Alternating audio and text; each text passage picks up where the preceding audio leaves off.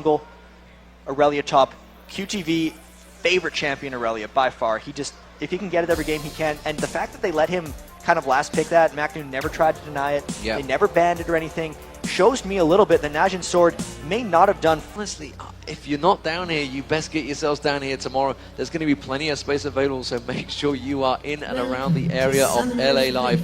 Obviously, if you're living in a different country, it could be a problem. It might be hard to get down here for the next day, but either way, I'm waiting for Saigon Jokers to see if they try anything creative or whether they're just comfortable enough on their champions to take out Najin. Najin's all 5 grouped up in this triangle brush.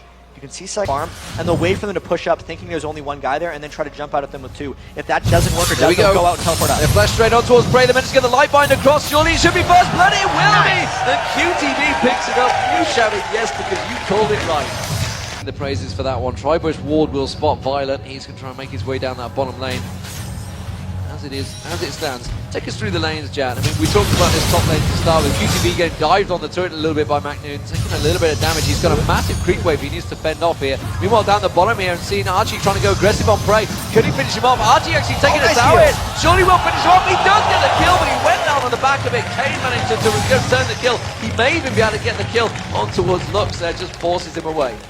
All aggression in that bottom lane, so let's try to get into middle lane. Nick's Water actually getting caught out here by Watch. Watch wanted to prove to the world that he is the best.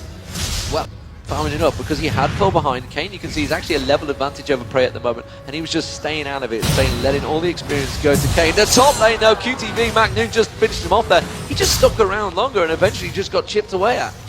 Macnu actually putting 0 points in his W thus far. Everything going in to his E and his Q, so all his main damaging burst spells are getting as much ramp as possible. He didn't even level up his ultimate come level 6, which is why QTV got surprised by that burst damage, because most Jaces are not going to have that skill set up come level 6. And as it is, Archie and Junie down that bottom lane, they've been poked pretty heavily. I think they're going to have to back away from this one because Kane and Prey definitely working them over slowly but surely. And you can see the health pots being burnt through. Archie now completely out of health pots. Again, that shield from Junie just trying to cover him off there. He has gone for the double door and is trying his best to keep that sustain on, but Prey slowly but surely is going to dive in towards it. Junie will get taken down. That's going to be the QTV teleported in there. Are they going to be able to finish off Prey? The crescendo goes across. It will be enough. Can they get on towards Kane though? QTV just needs to go one dash. Blocked off by the minions. That's too much to tower dive. Oh, now Watch is going to rejoin in. He has got his ultimate available, but he's not going to go for it and just backs away. He didn't quite have enough mana to combo on the things there with Watch. He would have been able to flash ult someone, but then he wouldn't have been able to follow it up, and he was worried he was going to die to QTV. Didn't want to actually pull someone in to his Sona. Other than that, lots of pings going down. Song getting caught out by a ward. So much aggression going down in that bottom lane, and QTV camping. They don't expect him to still be there, but Song coming down as well. They have to fall back. QTV out of position. Out of position. He does dive onto a Song now. Archie seems to be the target, but because QTV won up the Song there, they should be able to pick it up. A brilliant taunt there coming out from Violent. Turns it into a double kill. Absolutely spectacular stuff. And Saigon Jokers keeping themselves in this one, 5-4 up. The top turret will go down though. Macnu opening up the exchange and taking the first turret of the game. Absolutely knocked 7 bells out of him.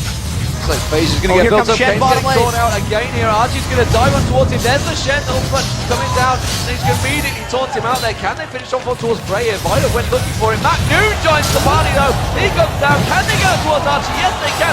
Macnu gets one. Can they get a second? They're trying to get towards Junie. Lifeline just keeping them away there. I feel that Macnu wants to punish this one.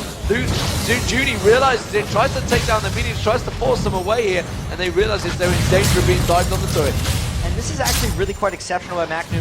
4 points into Q, 4 points into E. He has not put a point into W or R yet this game, so he's trying to maximize his QE damage. This is something I've not seen Jaces do. Maybe it's my ignorance, or maybe it's just Macnu doing something crazy, because it is working out amazingly well for them so far. Absolutely, you can see Prey just going to continue driving home on that turret. He is going to take it down. I was about to say that's very un-Korean of him. The Koreans very much take that advantage. Once they see that turret, they will take it down. Archie and Junie are actually heading over towards the dragon already. You can see Shen is there, and they are going to pull out the dragon. You can see Dragon is going to come out, as it is. Aren't Najin Sword aware of this? And they don't seem to be, or are they even going to bother going for it? It looks like Saigon Jokers are just going to pick this one up without any problems. There it is, free dragon, thank you very much. Can they stop Najin Sword taking down the turret? That's the question. The Ezreal ultimate comes across. They're going to have to tank it up there. You can see Watch just off to the side there, and that's going to be an immediate engage. QTV going in, getting dropped instantly. Crescendo hitting the entire team, taking them down. Saigon Joker's dropping left and right. Archie needs to be careful. Violet being the next target. Violet getting dropped by McNoon again. Another double kill for McNoon. Now he is 4-0 and absolutely dominating here. Saigon Jokers weren't quite sure of that one. They came in for the fight, but Najin Sword were ready and waiting. Najin Sword was daring them to fight there. They may or may not have known the Dragon, but with how far up they were pushing that tower, they were just waiting for Saigon Jokers to come fight them.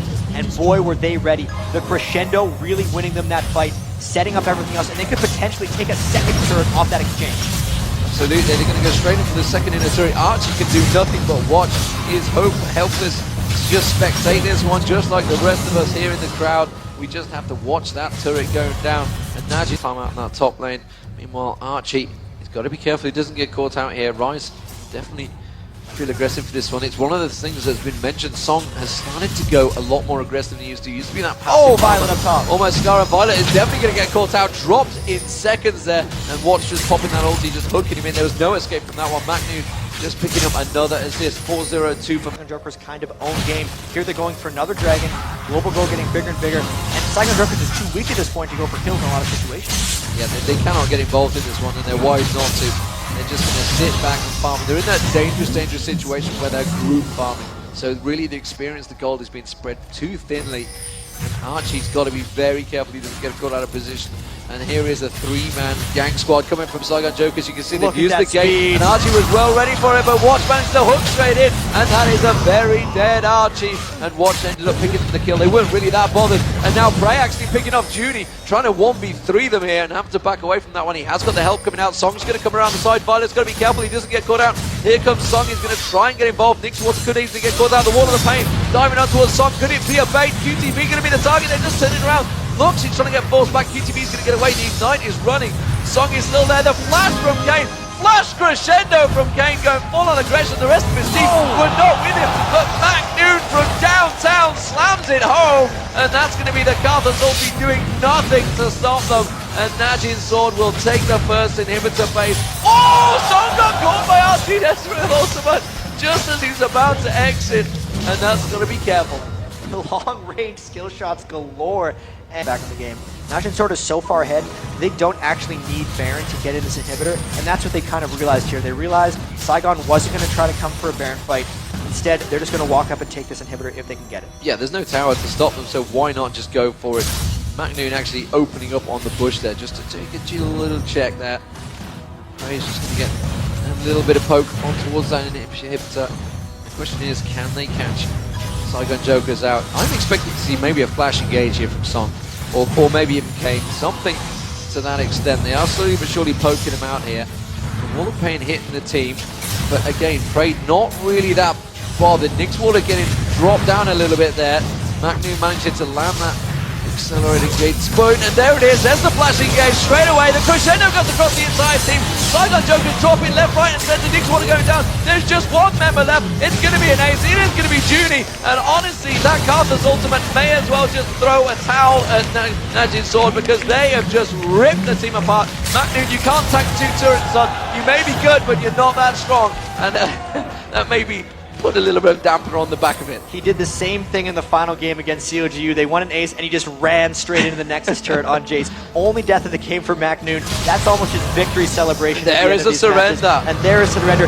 GG to Najin Sword. Amazing job. Amazing job. Those flash engages very 1-0 alongside CLG EU. Saigon Jokers going down to 0-1 alongside Dignitas. Obviously the first two games of Group B now being played out.